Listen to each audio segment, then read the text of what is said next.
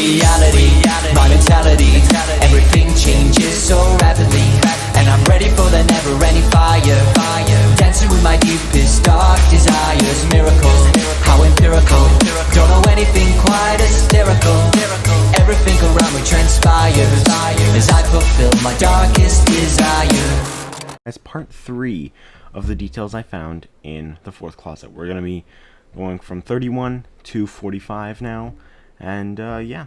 Remember to watch the other two before this one, or else some of the things I say might reference some of the things I've mentioned in the previous videos, and you might not understand, and you might be like, oh, you're an idiot, because you might not have watched the other ones. Even if you did watch the other ones, you might still think I'm an idiot, but still. Hope you guys enjoy. Number 31. At the beginning of Chapter 8, we see what seems like what Charlie is imagining.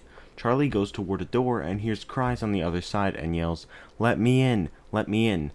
I have to get inside." Considering Charlie in this story, or at least a version of Charlie, is Baby, this would actually kind of make sense if it were a reference to the voice line from Baby in Sister Location's private room, where Baby says, "You must help us. You must let us inside the room."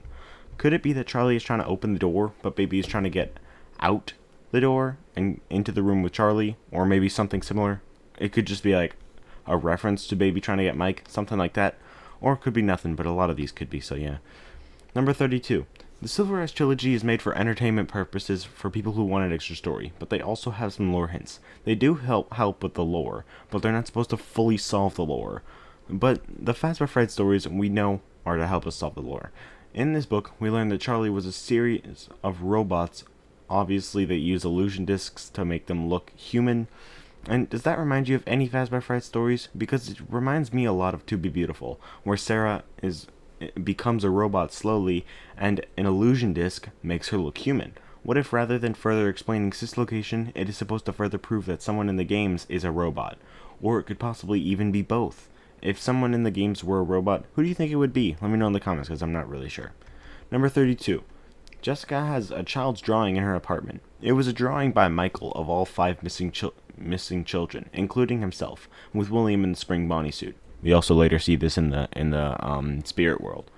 This implies that all the kids were together, so they likely died together, as the children did in Into the Pit. Even more connection to the Fazbear Frights universe.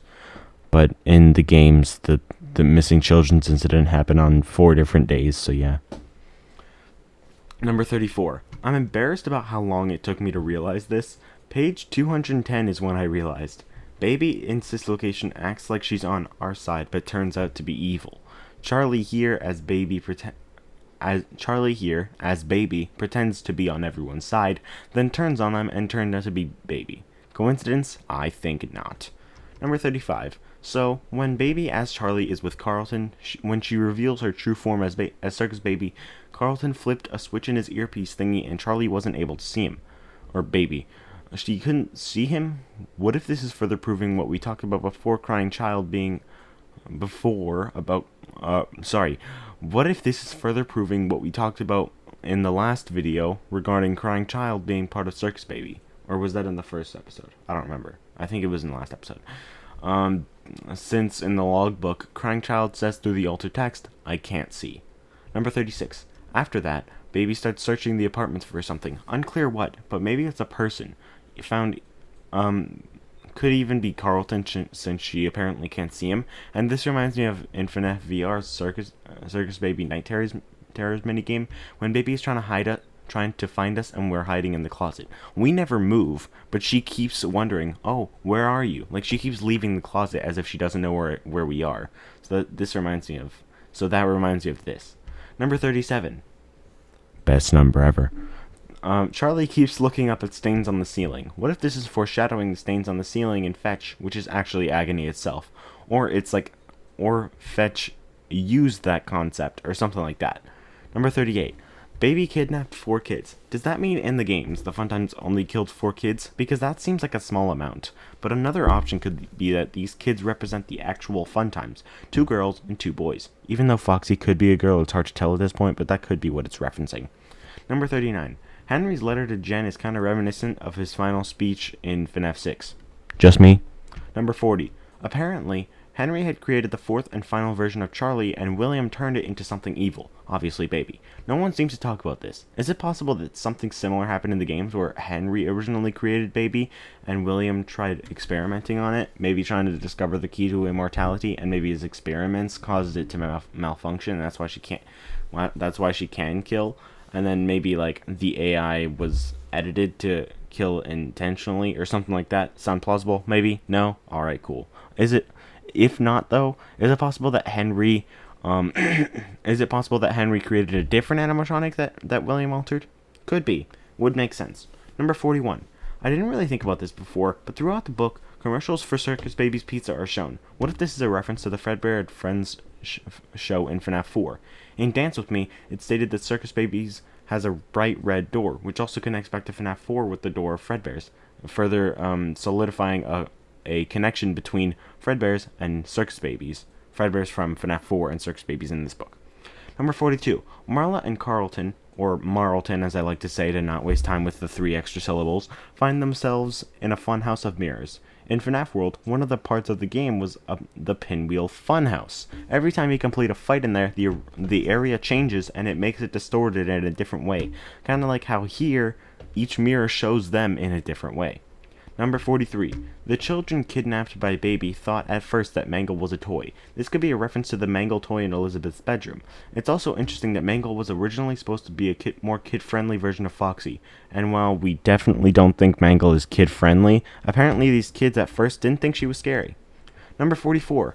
I find it interesting that Mangle is in a book about the Fun Times, especially since Fixed Mangle is actually named Funtime Foxy rather than Toy Foxy. But why? Well, is it possible that Fixed Mangle was the Funtime Foxy at Circus Baby's Pizza World? The restaurant was only open for one day, so maybe she was repurposed for the first Freddy's location, or maybe the second one, and then when it was ripped apart, then used after that in FNAF 2 if it was at the first Freddy's, or maybe just overall repurposed for FNAF 2. Number 45. This one seems like a massive stretch. It could be. But there's these weird toddler robot thingies trying to attack the kids that Baby kidnapped when they're trying to free them. When they're trying to save the kids. These weird toddler robot thingies try attacking those kids. But Jessica takes one of them and throws them into the ball pit. I mean the robot toddlers, not the kids. Now, like I said, this may be a massive stretch, but get ready for this. What if that robot, or one of the robots, is Into the Pit Spring Bonnie? Now, this may sound dumb, but they actually have a few similarities. First of all, when it first appears, it's not hurting anyone and not being too weird. This is just like Into the Pit Spring Bonnie's first appearance, but then later on they get aggressive and attack people. But not just any people, only children. Both go after children. And it's also worth mentioning that Oswald in Into the Pit was weirded out by Spring Bonnie, just like the characters in this book when they pass by them for the first time. Second of all, the obvious. He was thrown into a ball pit and sank till he was no longer visible. Is it possible that later on in the book, he was taken back in time? Now, third, the bite. One of the kids, Alana, was bitten by one of the robots. Doesn't that sound familiar? No, I'm not talking about the bite of 87 or the bite of 83. I'm talking about how Into the Pit, Spring Bonnie bites Oswald's arm. Coincidence? Maybe. Maybe I'm reading too much into this, but like I said, they have a lot of similarities, and I think it's definitely worth thinking about. Also, a bunch of those toddler robots fell into the pit, so it's possible their souls combined into one, that being Spring Bonnie.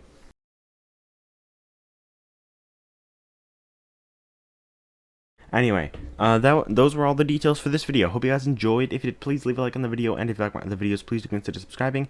And yeah, stay tuned for part 4, the final part of this series. I've also finished reading Fetch, and I'm gonna read Lonely Freddy probably today.